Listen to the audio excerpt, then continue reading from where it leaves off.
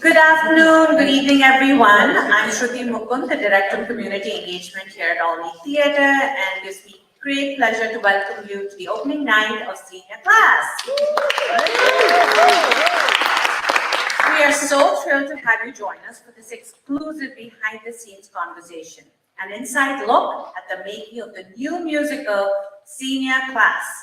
This is a special opportunity to go beyond the curtain and hear firsthand how this brand new musical came to life, from the earliest sparks of inspiration to its world premiere right here at Olney Theatre Center tonight. We are joined by a powerhouse creative team whose talents span continents, genres, and stages, both on and off Broadway.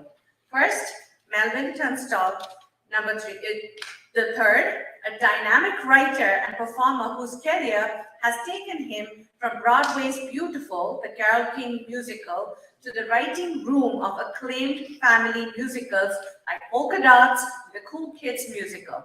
Melvin brings a vibrant voice and deeply theatricality to everything he creates, including how he presents himself every day. I keep looking out for Melvin in the parking lot. I'm like, what is he wearing today? I love it.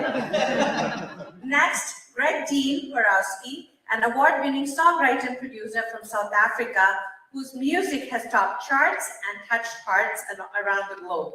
Greg's unique fusion of soul, storytelling, and theatrical flair has earned him international acclaim, and now he's bringing that same energy to Senior Class. And of course, Kevin Duda, a Broadway veteran and creative producer whose career has been defined by a deep love for live performance and a commitment to pushing creative boundaries. From the original Broadway cast of The Book of Mormon and Beautiful to producing groundbreaking digital musicals and television specials, Kevin continues to find new ways to connect audiences to the magic of theater.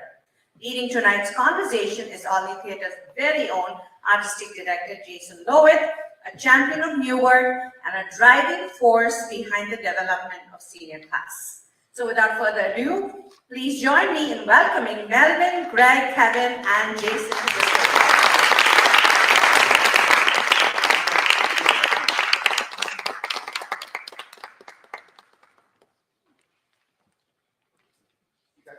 Anywhere you like, other than in this chair. Don't be afraid of me, Greg. Don't be afraid. I'm going to start calling you Charts and Hearts. I know, I like that. I like that too, right? Welcome, y'all. Great. I don't have to talk about who you are.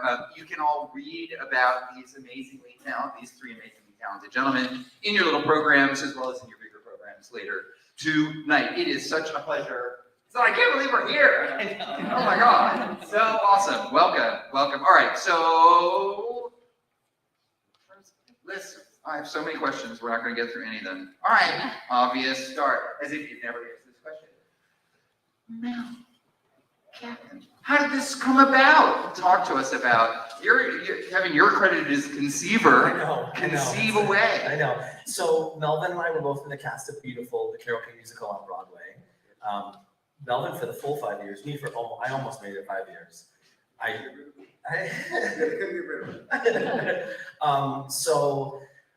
knew Melvin was a writer. I am not a writer by any stretch of imagination. I have trouble writing greeting cards, so this is not my forte. But I do dream a lot, and in a 5-year run, 2,000 shows later, there's a lot of dreaming that happens, both on and off stage at Beautiful, the Carole King musical. So I'll cut to the chase and just say, I'd been thinking at the time, it was sort of the Black Lives Matter movement, it was a lot of social oppression, it was discussions, and I was not in the discussion. I was very cautious to be a listener in the dressing room where we were split between black men and white men in our dressing room. And I wanted to be an observer and a listener, but then I just felt myself saying, well, how can we help this creatively? How can we have these discussions in a creative lens? And so that led to looking at Pygmalion as probably the best version of looking at classism through the eyes of theater. And one day at the dressing room sink, I just blurted out to Melvin, what if we remade Pygmalion in a New York City public school and saw them try to challenge themselves by fixing all the wrongs of the script or all the wrongs of classism and racism. That's sort of how it started. Something small, you know. Just solve it, Melvin. And then you thought you were gonna walk away. You were Right, like, and then I was and like, I'm done. And done. Yeah. So, Mel, what did you think when you're sitting there at the sink, or he's at the sink, and you're putting on your makeup or whatever, and you're like, you are a crazy man. Well, it was the second time that had happened. Douglas Lyons called me out into the hallway and said, I have an idea for a kids musical and I think you're meant to write it. And no one was really doing that. No one was calling and saying, we want you to write a show. So no matter what someone came to me with, I was probably going to be like, yes. But what it was immediately was, oh, it's about high school theater kids. Oh, please, I'm still stuck there. I am still emotionally stuck in high school dreaming of being Audra McDonald. So no, it was a no-brainer to say yes. But on top of that, I think I can't remember if the Lady Revival had happened or was about to happen, but it was all of the timing and the conversations around it just said, okay, yes, this is something to look at and modernize. Why are we reimagining these classics when we can give something a little newer? You were just actually talking to me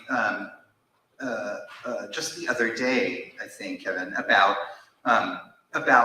your interest in young kids, young people having an opportunity to talk about issues of class, and that we are always, every generation recycles the same, not recycles, but asks the same questions. Can you just talk a little bit about that as well? Yeah, I mean, I think to Melvin's point too is like, how do we not just do the Black version of My Fair Lady? How do we actually look at it through a lens of modern eyes? And I think we all don't give enough credit to the voices of younger people. Like I often think to myself, what's the difference between 17-year-old 364-day me and 18-year-old me? And yet there's such an emphasis put on becoming an adult and having an adult voice. And really, like, I remember having such big thoughts in high school, you know, when I was 16 and 17. And so not discrediting those voices and watching not just watching from a point of view of, let's throw this at them and see all the things go wrong, right? But that's what we love to do in theater, sort of challenge put the conflicts on stage. But it was more of like a remembrance of what it means to be in high school, to be a theater-loving kid, and to be actually having this burgeoning adult voice come into your own, and watching sort of how you deal with these things as a kid with a potentially, you know, adult voice in 2 days when you turn 18, right? Or that idea. So Now you also talk about in an interview in our program, you talk about High School Musical. You were just talking about being a perpetual high school kid in a certain way. Why do you feel that the experiences that high school age folks have speaks more broadly to who we are as a community, who we are as a society? What's the deal with high school kids speaking? I mean, is this supposed to be the other way around? Aren't we? I mean, I'm ancient compared to you three, and I'm supposed to be wise, right? But why should I be taking a lesson from high school kids? Well, I think young people have always shifted culture. I mean, I think about Elvis, how huge and what a phenomenon he was. It was because of teenagers, and so every generation has that. You know, I feel like has that moment. We were right at the time where we were supposed to have one. Like Disney's High School Musical it shifted American culture. All of a sudden, even little boys it was cool to be in the High School Musical and play basketball, to do two things, which is why we have that character here. And we kind of do a little wink, wink. We have that story. You've already seen that story of is he going to play the soccer game or is he going to do the musical? But we know that kid exists now because of a moment like High School Musical, and then I think Glee came, and American Idol and the Glee Project, and all of a sudden musical theater was not so weird anymore. Now we look on TikTok and all the kids are dancing, like every child. I don't know when it happened, but all the children dance now. And they make videos. They can't stop. It is amazing to watch. So everything that I wanted in high school, I felt like we left a better world. These kids have this world now, so now we get to write the world that we wanted to have in high school. And one of our cast members said that. He said, "Melvin, I'm so glad to play a character that is who I wanted to be in high school." So, it's theater kids are, they're classic. We get more technology, but man, I think the characters are still the same. So, Mel and Kevin, total Broadway babies, total theater kids. Greg. I'm going to steal your thunder. You haven't even heard of My Fair Lady when they brought this project to you, right? On the way to the stage, he was like, "Please don't make me talk. Please don't make me talk." Too bad. It's just I'm worried nobody will understand my accent because working with them for 8 Louder, years, please. they haven't understood. No one can understand you. Check. Oh, there we go. Thank you. Thanks, Kim. I was just saying, after working with them for 8 years, they haven't understood a word I've said. So I was like, I don't know if anybody will understand me. But coming from South Africa, we didn't grow up with Broadway, but we did grow up with the High School Musical, which was a highlight of the year every year for us. But my favorite story about my way in for this, which I'm sure they're all sick of hearing, is when I got the call from Mel. He said, after doing polka dots, which we had such a great time doing, and we loved doing that, he said, all right, our next project is we're going to take My Fair Lady and we're going to flip the script and we're going to do a new contemporary cool version of My Fair Lady. And I said, oh, amazing. What's My Fair Lady? To which he said, perfect. And that's why you're the guy, because I think we had no choice but to do something new and fresh. Yeah, talk to me, both of you guys, about that. Why was that perfect? Why the fact that, here is a musical about creating musicals, referencing and loving Broadway musicals, and awesome, you have somebody who is the farthest thing, who's an incredibly accomplished composer, but the farthest thing from a Broadway composer. Why is that perfect? Because in my youth as a writer, I didn't like anyone in the sandbox with me. So I was like, oh, you won't have any opinions. Amazing. But really, my process back then really was to, just sit and tell myself a story over weeks. And so I think Kevin, sent the email, and I showed up 2 weeks later with like Act 1. Like, oh no, I've already done Act 1. Did you have ideas? And I was like, did we actually talk about you writing it? I was like, this is lost on me. I was like, I just You thought he was going to star in it? What did you think? Just like,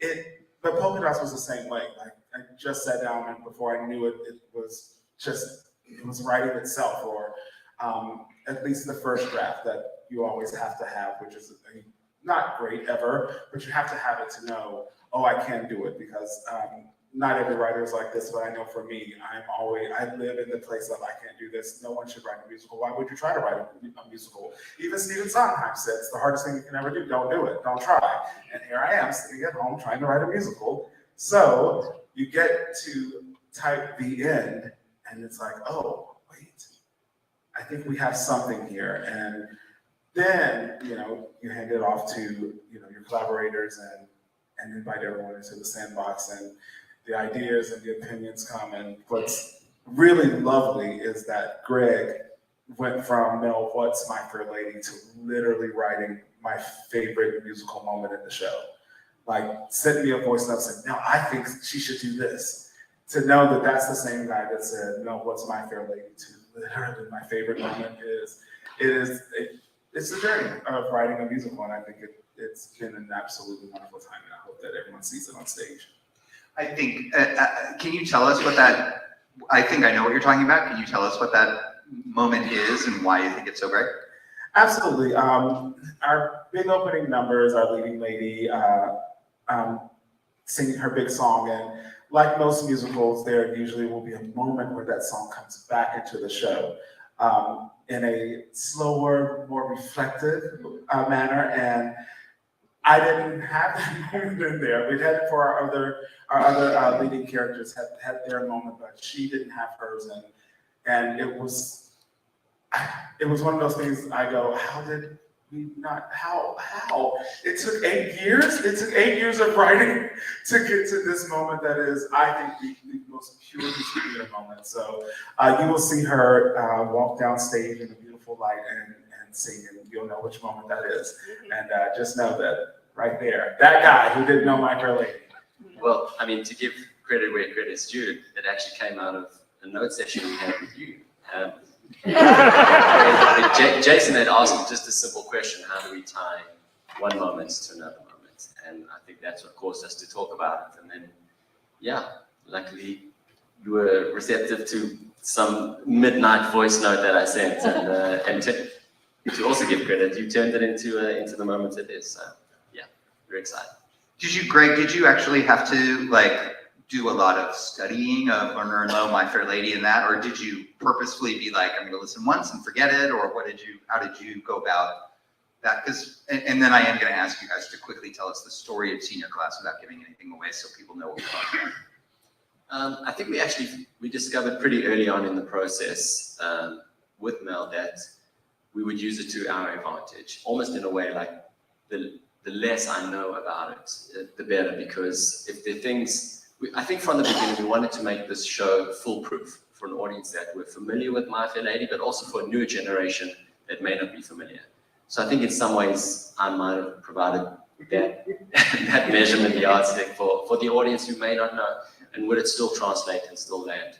So in some ways I think it was, in any moment that the guys explained to me that happens in My Fair Lady, without listening to it or studying it, was if we did it like this musically, would it be able to translate? And I think that became our process. Yeah. Makes a lot of sense. Would one of you like to just tell everybody here briefly, how many of you have seen the show so far already? Because it has had a few previews. Awesome, great. Well, welcome back and thank you. And we will have some time for a Q&A. But for those that haven't, can you just give us a quick, here's the rundown of Senior Class. Senior Class tells the story of two high school senior boys, G.B. Washington III and Colin Crosby, best friends and attendees of the Manhattan School of the Arts. They're pumped for their senior class musical, which we all were as kids, and they arrive on the top of day one and find out that there's been budget cuts. And so My Fair Lady, which they've been planning to do this whole time, is erased from their future. And in a sheer panic, as no one can do other than theater kids, they scramble to figure out that Pygmalion, which My Fair Lady is based on, is actually in the public domain. So they can do their own, end up being musical version of Pygmalion. And in doing so, these two boys play versions of real life Higgins and Pickering in finding their perfect Eliza to star in their own version. And one of my favorite things about that's the elevator pitch, right? You don't want to know what, like in Act 2. No, I think that's right. Well, I think like you can tell us a little bit about who Alize is and who GB is and how This is good for me too, by the way. Greg is learning about the show. His script made the biggest sound when he opened it on day one. Crack the binding. G.B. Washington III is son of Marva Washington and the Washingtons of Harlem, New York. They are a very established, very well-recognized, high-class family. Beautiful gowns, beautiful furnishings, beautiful home, beautiful life. The mother, Marva, went to Juilliard, and so GB is assumed to be a legacy at Juilliard as well. So that's sort of the stature of, in Higgins' world, sort of the Higgins of our story. Alize is probably the opposite in many ways, maybe not so many ways, but she comes from a working class family. She has to sort of scrape to make money for her ballet classes. She dances on the subway for extra change, but it's all in the focus of becoming who she really is and sort of striving for what she wants in life. So those are the two sides of it. Colin's sort of stuck in the middle. He has. You'll see a lot of shades of all three of us in all three of the parts, in all three of the roles. And my favorite thing about the show is if you're able to do a study on it afterwards in your memories of the show. The roles of Higgins, Pickering, and Eliza sort of swap as the scenes go on. So different people become the Higgins, and different people become the Eliza, and different people become the Pickering, observing. How was that? That was great. Thank you. That was really great. That was one of my favorite games to play while writing was Who's the Higgins? My Who's the Higgins right now? Who's the Higgins in the room? And to that little insight, if you've seen the show, you'll start to notice the different times. One of my other favorite moments is when GB becomes Eliza, and you'll hopefully catch it. If you don't, come up to me afterwards and I'll tell you. Alize was inspired by an actual experience that I had on the subway. If you've ever been to New York and been on the subway and encountered the Showtime kids that barrel on and start flipping and dancing, and you don't know whether you're going to get kicked in the face, but it's amazing. And do I ignore them? Do I give them money? What is happening? But it is one of my all-time favorite memories of in the city. This group of dancers, I have never seen a group of dancers that had a female lead. It had always been groups of boys, but this group had a female lead, and she locked eyes. She was doing this little dance move. I've ever seen the movie The Matrix. There's a moment where the bullets are going slow and Neo goes on that deep back bend. Well, she was doing that, but it was like levels at a time. But she locked eyes with me as she went back further and further and further. And literally the music was like, there she is, Melvin, there she is. She's right there. And that was how we found our leading lady. They are so iconic. Those kids are so very, very iconic. And I've always wondered, what is your life? Like, what do you do? Like, when do you rehearse? Where do you rehearse? Like, do you know the kids that spray paint? Because I think about them too. They are artists. Like, where are these cool kids? And so this show really tried to imagine, well, what if we did have this dance crew and they were in high school? And what are the day-to-day lives like? We see dance crews on social media that go viral all the time, that are constantly, kids all over the world are learning from new dances from them, and all over the world are dancing. These little kids in like South Carolina, have kids in China just dancing. So the impact that the young, this new generation they're having is really, really, really astounding. So it was great to imagine a world where there really were endless possibilities. These kids are talented, they're focused, they study, like with the Washingtons, they're well off. This kid knows a world that many people don't know. And so we get to examine Black privilege in a way that I don't think we've seen in a while. Yeah, thanks. It suddenly occurs to me, and I should have asked, I'm presuming, and it's okay if not, I'm presuming all of you know the basic plot of My Fair Lady or G.B. Shaw's Pygmalion. Does anybody want a quick capsule? Quick capsule. A quick capsule. All right. Higgins, or would you, Greg certainly should not do it.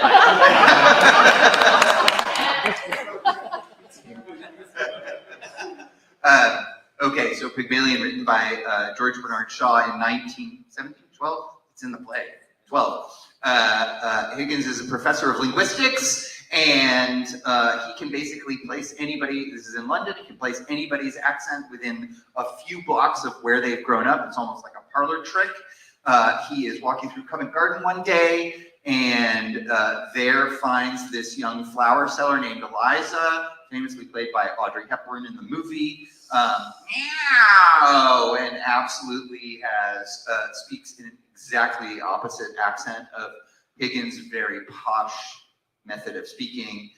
And very briefly, he decides, with the help of his friend Colonel Pickering, also a friend who happens to love linguistics for some reason, decides they are going to make a project out of adopting this young woman, giving her all kinds of fancy dresses. They are going to ultimately take her to the embassy ball, where they are going to pass her off as a member of the upper class, which they think they've done. Eliza, through a lot of study, you've heard of marbles in the mouth and the rain in Spain and all of these things. Eliza does change her outside, but it also helps flower who she is on the inside, which is not a young woman to be trifled with and played around and toyed with by these two men. And so Higgins, at the end of the play, thinks very famously that she's just going to stay, and I'm not going into the entrecôtes and all that stuff, chooses to leave. Or it's a question at the end of Pygmalion, and it is a question that people who've directed this play or worked on this play ever since have wrestled with for a very long time. Fast fact, if you don't know this, Olney Theater Center almost played a disastrous role in the creation of My Fair Lady. So Lerner and Lowe, very famous composer lyricist pair, almost as famous as these two, decided they were looking for a project that they were going to adapt Pygmalion into a musical. And this information was the subject of all of Broadway's rumor mills. And Carol Channing, a young 1950s era Carol Channing, decided she was going to play Eliza in this brand new musical. So she got herself in a tour of Pygmalion to summer stock theaters all around the country, including at Olney Theater Center. That's right, right next door. And thank goodness it didn't work. And we now have Julie Andrews and Audrey Hepburn to thank for My Fair Lady, among many, many. Do well? Okay, great. Good. Talk to me about how, beyond the setting, beyond all of this stuff, I mean, one of the things that I love about what you all have created, you have the story of Pygmalion, which becomes, or My Fair Lady, which becomes its own kind of musical, and you have wrapped the story of Pygmalion around that.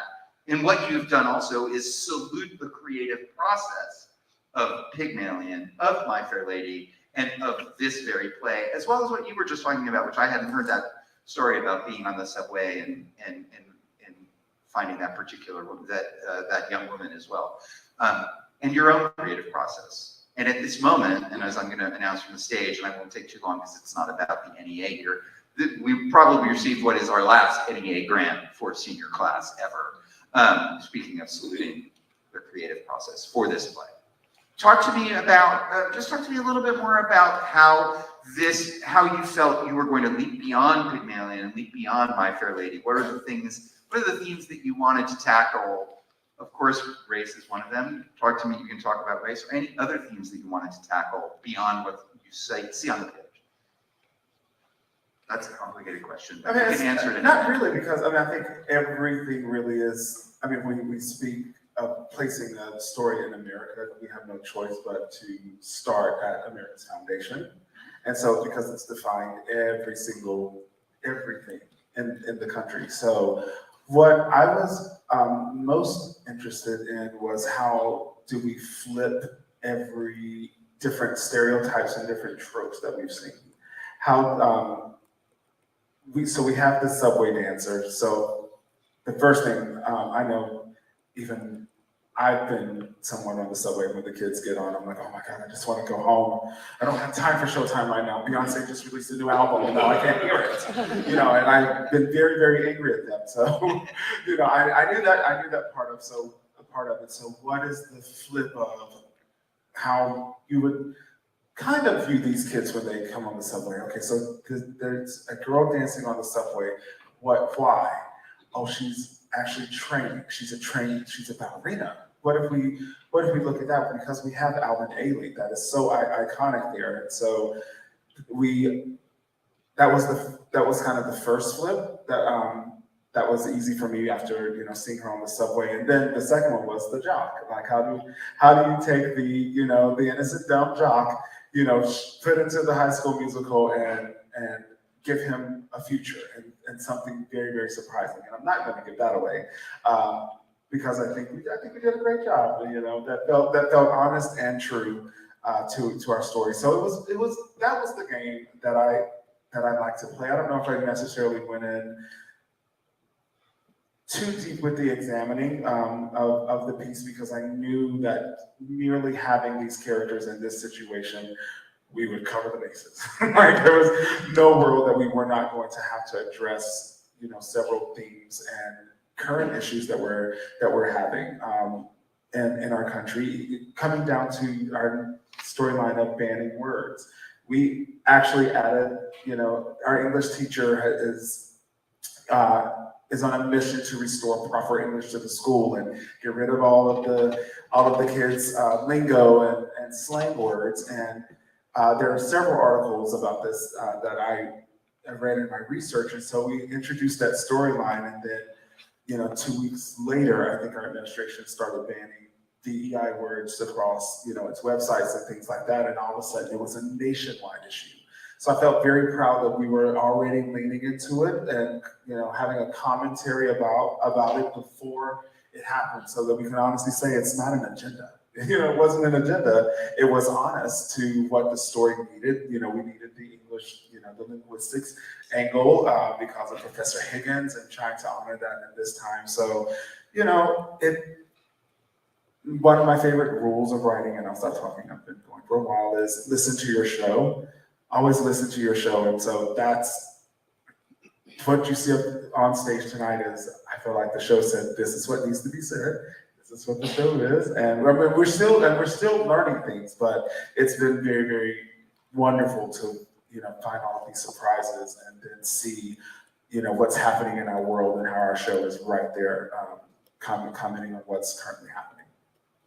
Yeah, I love it when you've got a show that you've been planning, well, in your case for 8 years, and we've been planning for a little over more than a year, and suddenly you find things that resonate that you had no idea you thought were going to resonate.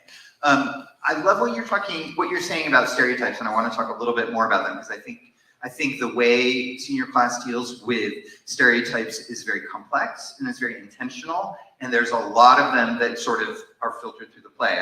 You've already touched a little bit about race, in particular about race as it applies to Alizé, who's from a working class background. We've talked a little bit about theater kids. There are stereotypes of theater kids. There are stereotypes of artists in general. Stereotypes about, I'm certainly not going to give any of this away, stereotypes about stage managers, which I adore, of course, everybody loves. Talk to me a little bit, it being the beginning of World Pride, of not only Pride this month coming, but if you didn't know, World Pride, which is sort of a roving global Pride festival, hasn't been in Washington, in America for a very long time. It hasn't been in Washington, D.C., I think, ever. I could be wrong, but it is going to be here. It's the 50th anniversary of Capitol Pride, starting next month, in World Pride, and this indeed, senior class is part of the World Pride festivities. I think there's actually a hashtag Day for DC Theater. Awesome, and your class is part of it. Talk to me about stereotypes and sexuality, which this play definitely traffics in.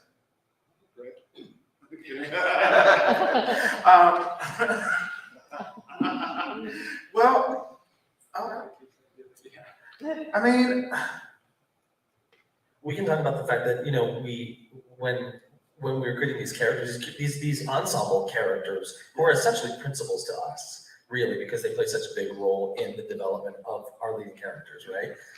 I think there's also, so that we as the world changed, you introduced change into them. When I don't want to say when non-binary came along, because it's been around, but I just when it became, something we were talking about a lot. We looked at our ensemble and said, great, where does that fit in for us?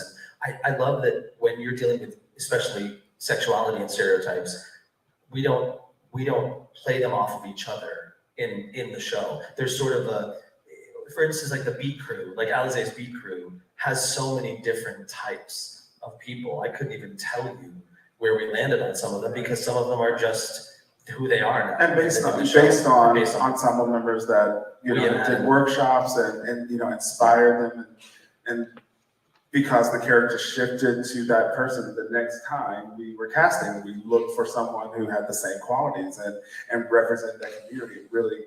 It really has been a surprise to watch that journey of our ensemble characters. And as again, I feel like we really have left this generation a better world because it's I was teased and called gay for doing theater and, well, obviously being gay, but it was the shift with the High School Musical really did change things. It wasn't so girly to do the school show, and you realize that sometimes the leading man got the leading girl, and a better world has been left, but we still find the questions in theater, and even these kids have to deal with that as well. If I'm in theater, what is someone going to think about me? If I tell my parents I want to take ballet classes, how is my father going to react? And, you know, hopefully, I know we have had some really great, change in the conversation, but this generation is also dealing with the same question. I think you also looked at this generation. We looked at the kids we knew a lot, or like younger kids who did polka dots for YouTube or something like that. And there was such a distinction of how they treated people. And, you know what I mean? That's sort of where I was, one of the things that I was going to. Right. Distinction, that you have people who could be of any sexuality in this play, people who you're like, oh, I'm pretty sure I know what their sexuality is, but it doesn't matter. They all might be different. It's a distinction. I'm not saying it as well as you just kind of started. I mean, I think to me, it's like Jamal in the Beat Crew. You know what I mean? Like putting him in the Beat Crew, no one ever looks at him and says, well, you are this way or you're that way, or, you know, whoever is playing it is this way or that way. They have the grouping of the Beat Crew together. That's what brings them together, not an otherism that puts one person away from another. And that's what I think you've so beautifully done, is like created a world of, oh no, I'm using a song title now, created a world of harmony, final song, but without actually looking at the audience and saying, look at us, we're all getting along.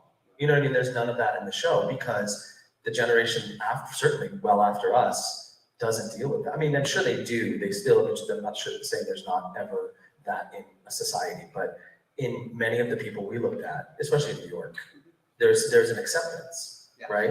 I mean, it's just not dealt with in a way almost. Yeah, that's a great point, especially in New York. Yeah, especially in New York. I'm so so grateful to meet those kids and watch, see how strong the characters are and how they really call things out that are problematic. Like if something is problematic, this generation stands up and they speak about it, and it's so inspiring to watch. It is a great group of kids that is we've only learned more because of this cast, to meet so many individuals and find out truly who these characters are, because we wrote very, I feel like I wrote very broad. Like we know the Broadway obsessed kid, we know the stage manager, we know the rock goth kid that's gonna come in, and it's really fun to watch them develop and tell us this is who they really are.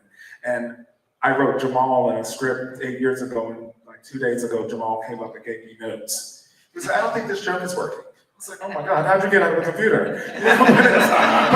But it was exactly what Jamal would say. It was like, that's who you are. So it's been absolutely thrilling. I hope that you are proud of the local cast, because they have really been just stars, every single one of them. Yeah, I mean, if I could just add, I think that's been the most rewarding part for us as a team, and the way we've created it is so openly. I imagine traditionally the show gets created from a creative team. It almost gets handed over to a cast, and there's this dynamic of you're on that side of the table, we're on this side of the table, and that's just how it is and how it's going to be. But I think, we pride ourselves in being open in this process and actually learning and listening to this next generation, which for me is also one of the key themes of the show, is for us to keep learning and keep listening. Because there's such an energy and an unfiltered expression that's come from this cast and this generation that I think is our take home, really. That's beautifully said. And I think, of course, I wanted to have the three of you as behind the writing of the script and the music, but I think I want to quickly say Amy Anders Corcoran, the director, who's been with it for 5 years, 6 years? Draft one. And she's been there. So, Amy has read everything I've ever written, but especially this one, because we were going to tell an Eliza Doolittle story. There was no world in which I didn't want to have, a female right there next to me, help as I wrote and giving input, especially the conversations that were happening around the revival.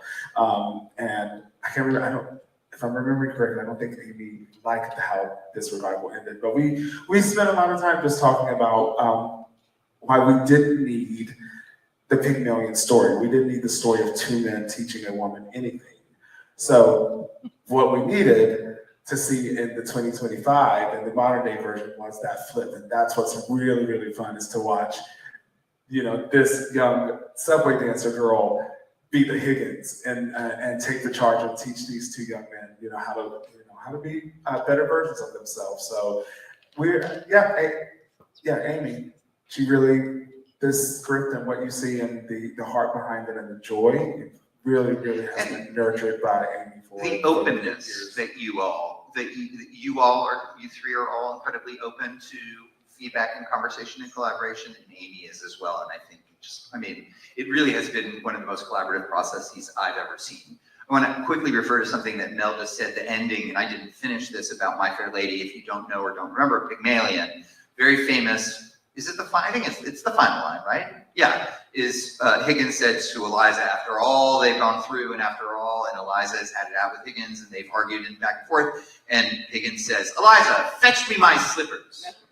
And what the director and or the adapters choose to do with that last moment is something that people like us are fascinated by.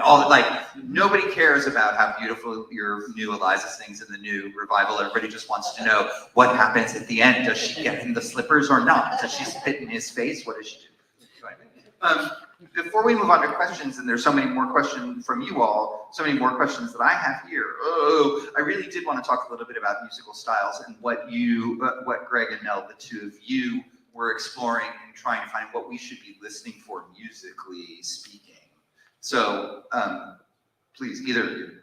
Yeah, sure. I mean, it's been such an awesome experience and learning curve and challenge, I think, you know, trying to figure out the sound of this world as a whole. There's so many different worlds that come together.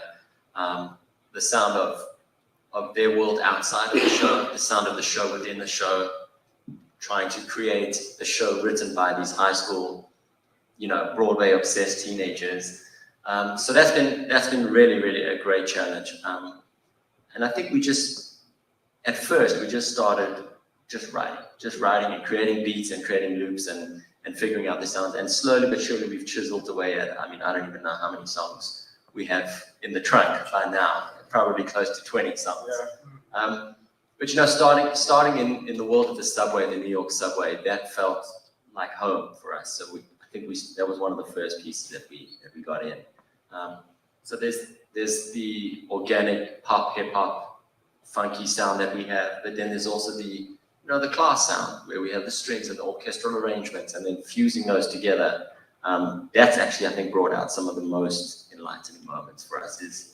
Is you know, what does a 17, 18-year-old Broadway obsessed musical prodigy do when he has to try and recreate Pygmalion and My Fair Lady? But he's also listening to Beyonce and you know, Chapel Roan. Right. That's a name. That's a real person. Yeah. And not to mention his mother is opera, is Juilliard. So, you know, since birth he's been listening and hearing his mother sing soprano. So our leading man, you will notice vocally, is set a very, very high tenor. I just started thinking about when Hadestown was coming through and why that character was so intriguing and that vocal style. And for telling a young Black man's story, it felt very imperative to introduce him in a way that really, really showed what world. So when you hear his first vocals, there are shades of My Mother Sings Opera. And I've been imitating this sound since I was born. And then you get to actually, you know, get to meet her and see the world that they're in. And I think musically there are some exciting things for Sondheim fans. If you love Into the Woods, especially when I was in high school, PBS broadcast the Bernadette Peters version, and we recorded it on a VCR, and I watched that tape every day after school. I could start at the top and sing the entire thing until the end, and so it is a definite love letter to Sondheim in our score. And One of the most exciting things that we were gifted is Greg is a Grammy-nominated songwriter, a star, actual star in South Africa, and we, in our show, have one of the greatest songs ever written that closes out our act one. And do you want to share a little bit about Sure. I mean, how we got that one in our show? I mean, our process, I think our own process has evolved so much that, often I'll wake up to 4 or 5 voice notes from Mel with an idea and a melody and, try and put it to tracks. But the other way that we have created some of the pieces is where I've said, well, I've got this beat and I've got this track and this tune. And credit to Mel, he's imagined it in a new way that it could fit in the show. So this is, I think, one of the songs I'd done about 14 or 15 years ago. And maybe admittedly was hesitant to use it because, 15 years ago, for a high schooler is like 3 lifetimes. And I think, Mel had the vision to really bring it forward and completely, rewrite it and turn it on its head. So it's interesting for me to also sit with these old versions of these songs that I've known from before, but have them flipped and turned into theater. Yeah. But we did beautiful. I've only done jukebox musicals, but the majority of my career has been jukebox musicals. And when they're right, they're so good. Jersey Boys, beautiful. The shows that we love they sound like radio or songs that we listen to on the radio. And here we have, someone that produces radio hits. And, at one point, Cole Porter was popular music. It turned on the radio, Cole Porter would, could have played if they had them. And so, as a composer, I always thought, well, if that is the case, that means eventually theater is going to sound like radio again. And this was years ago, the early 2000s, when I started writing. That was my thought was, if theater used to be pop music, that means pop music is eventually going to become theater. And slowly but surely, all of the pop shows and all of the jukeboxes, Kinky Boots came along, Cyndi Lauper's in there writing scores, Sarah Bareilles is writing scores, and all of these pop stars that Broadway wants pop scores, but we were already there, which is really, really awesome that now these songs that have lasted for 8 years, that the world is just now hearing are still just as good because they're great songs, and that's this man right here. Thank you, and I keep meaning to open this up to you all, but they keep saying things that make me want to ask questions. I'm really sorry. We are very lucky to be working with an amazing orchestrator by the name of Sam Young. And can you, either of you or any of you, talk to us? Because I think, as you say, a lot of more traditional audiences are used to a particular sound from their musicals, Broadway or otherwise. There's a pit of 26 instruments. It is string heavy. It is winds heavy, and reeds and so on. And of course, musicals are now completely different. So can you talk about there's a live pit of how many musicians we have? 8, 9, 7, 9. Who's paying? Oh, sorry. So pit of 9, but there are also a lot of tracks, which is to say, electronic music that has been created that either leads the orchestra or follows the orchestra, whatever. Can you just explain for people who are not used to that, what does that mean? What is the orchestration versus in terms of what's live, what's tracked, and what are we listening to tonight for those of us who are newbies, like apparently myself? Yeah, sure. I mean, just to give a quick shout out to our orchestrator, Sam Young, just to say, he's now 24 years old. I met him in London, 4 years ago, doing another show there where he was just a rehearsal pianist. We were doing a workshop. And he came in and literally within 5 minutes, I saw him touch the piano and I said, all right, you're never getting rid of me now. When we spoke about this show, talking about a child prodigy who was writing their own musical, Sammy was literally the only person that I could think of that could deliver the sound and, the diversity within the score, the range, to go from these orchestral arrangements, but to also these young, cool, synthy beats, the pop, hip-hop world. So we were just so grateful that, that he took it on, and luckily he did know My Fair Lady. So he was able to compensate where I couldn't. But it's also been such a learning experience for us because, I produced all the demos initially with beats and, stuff that I would have thought was cool. And it was great for him to be like, okay, that's cool for a 30, 40 something year old. But now let's take it down to high school, or bring it up from high school. So I think that's really been a great experience for me as well.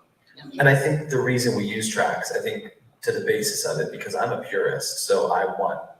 Oh, and there's nothing against No, tracks I'm not at saying, all. no, but I think there is that sort of like, why would you, if you have, that sort of like conversation. And I think it's because the songs that these two have written sound organic when you have those organic pop radio sounds to them, and those are synthesized sounds, right? No matter how you string it, you can't have a pluck of a violin be the same as like a click on that, on the pop track. So I think that's the important thing for me was when we were like, we're gonna go tracks, I was like, oh, then I heard the sounds and I was like, oh, those are pop sounds. That makes total sense to the show. Yeah, I think the goal. Hamilton helped that too. I think Yeah. like really introduced that, the crossover of those worlds. And if we're thinking about this generation, well, what are they listening to? Well, there was no world that, these two high school characters didn't obsess over Hamilton until everyone else started to, and then it wasn't cool anymore. Yeah. I mean, I was just going to say the goal sonically has always been authenticity, for these high schoolers.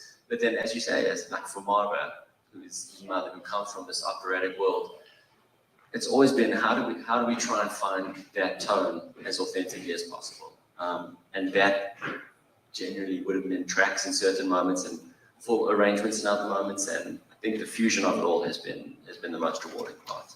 And really successful. All right, there's time for half a question. No, I'm kidding. Time for a little bit more. Does anybody have any questions for this amazing creative team? Yes, in the back. So In the if red. you were And I'll repeat. You If should be a little louder. you were the next, this show is being taken to Chicago, and you've got a local cast for that, would the script be modified, or would you stick with what we have here? Great. So the question is, if the show goes to another place, when the show goes to another place, is it going to be modified? Was your question specifically about a different urban location where it's performed, or just general? The More cast changes? here had an impact on how you change, wrote the play. Yeah. So basically, just general. Yeah, absolutely. There's still a few things we really wanted to adjust for here that we just weren't able to because of time. So I think we will learn. I have that list. I have one too. No, I think honestly we are so grateful for this moment, but we don't think it's the end of the road. That we're going to learn so much for the next incarnation because of the Olney. But you have to put it out at some point. The production of Beautiful that Kevin and I did, we did the out of town tryout in San Francisco. It was wonderful. We had an incredible time. You've Got a Friend wasn't at the show.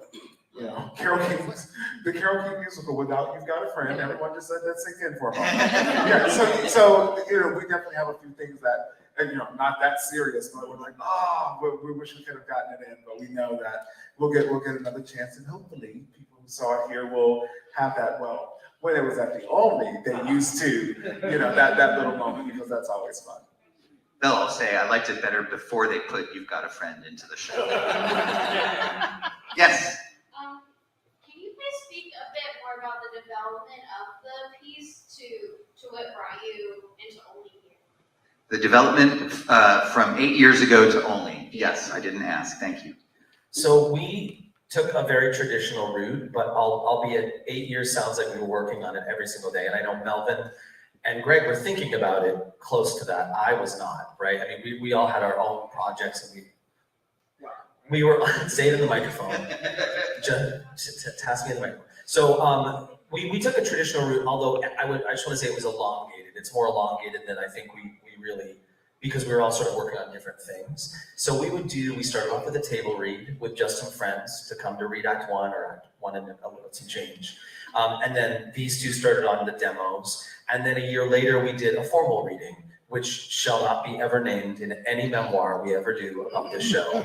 It will forever be known as the jackhammer reading. The jackhammer reading. There was a jackhammer going in the studio next door to us. And it was hot. And so we had the air conditioning on, but the audience couldn't hear the dialogue when the air conditioner was on. So it was a nightmare. So 100% will never be, it was a dark day for us. And then we did a couple more reading and a couple more demos, and then we went back and did another table read. And so it really honestly was an equal part of that over the 8 years. And then a pandemic. And then we ended up getting a slot in the NAMT Festival of New Musicals. And that was a huge change for us. That was a big moment, because we were one of 15 musicals. The NAMT Festival.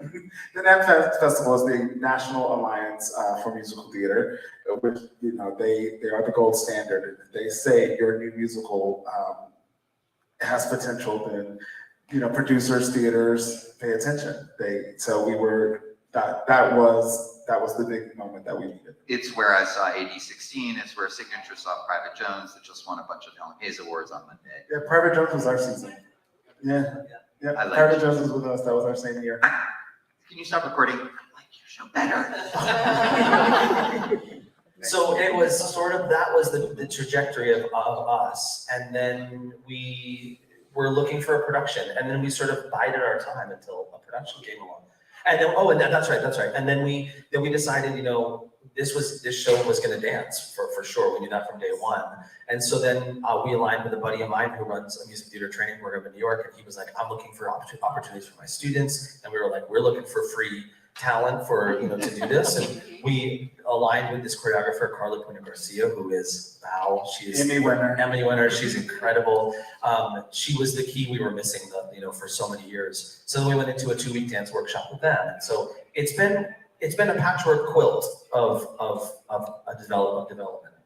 And it was also, I'm gonna just say, when I had an extra couple $1,000, we would do a reading. You know what I mean? It was sort of like we sort of did the community theater approach. When we had the budget, we would do the thing, and then we would go back and work and save and come back and do the thing.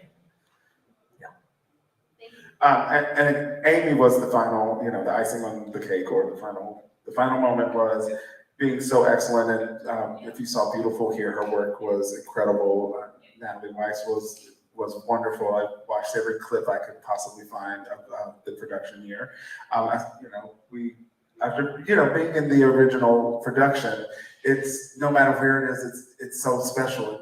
Audiences are loving it. And so the fact that this show, Senior Class, was written in the dressing room of Beautiful. The early drafts were all written downstairs while I was being a swing. And if I wasn't on stage, I had a rule that I would write in the dressing room. And so the fact that it was Beautiful with Amy had been here recently, and then the slot opened up, and it just all felt like, okay, this is such a beautiful story to tell everyone, how it all came together. We were so thankful. And this is where, this is right. Like, there was another theater that we might have gone to that wasn't right, but this is the one. And it's heartbreaking when you don't, get the production that you think you're going to get. And we had a couple of years of just waiting for the Olney to happen. But once it did, it was, no short of, this is exactly where we want to be. Yeah, and I think we knew we were home, just to quote Jason again, on the first day when he said, excuse me for paraphrasing, I might get this wrong, but he said, yeah, we spread our message, not through anger, but through love and joy. And that encapsulated the experience that we've had the whole time here. We've just felt right at home from day one. And we hope you get to embrace it too. I do wish we had more time for more questions. I wish we could grill Kevin on the time he was here 25 years ago playing in West Side Story as an actor. He started his career here, didn't you? Well, no, I don't know that. Talking about full circle, beautiful West Side Story, whatever. Anyway. With Chris Houston. Chris Houston, who's conducting tonight, of course. Thank you all very much for being here. How many of you are sticking around to see the show tonight? Wonderful. We will see so many of you. I'm going to give up the stage to the folks who need to get it ready for tonight. We'll see you 8 o'clock curtain. Thank you so much. Thank you so much.